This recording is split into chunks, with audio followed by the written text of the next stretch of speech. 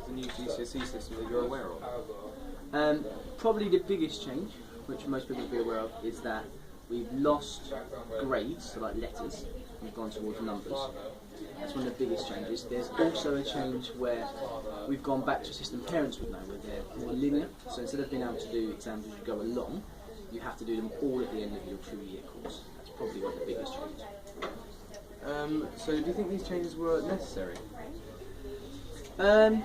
Not entirely. I think there's always a need to review and to make sure that exams reference what they need to reference and that they challenge students. That's always important. And to make it competitive with other international areas, but not necessarily the way they've gone about changing it. Regarding the new GCSE system, are there any good and bad changes that you think are very significant? I think lots of schools are finding that because it's changed very quickly, there's not as much information as we might like.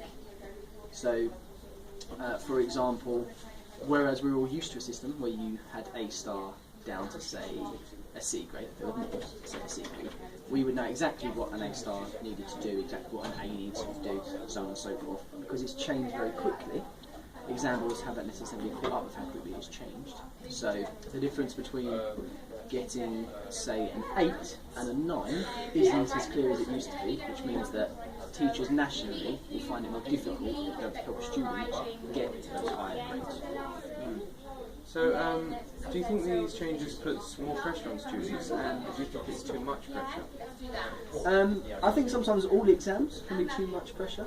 I think it's a difficult time for young people. You know, 2 years to do GCSEs, in some schools it's 3 years, but that's a lot of pressure, particularly when there's lots of big decisions they have to make during that time.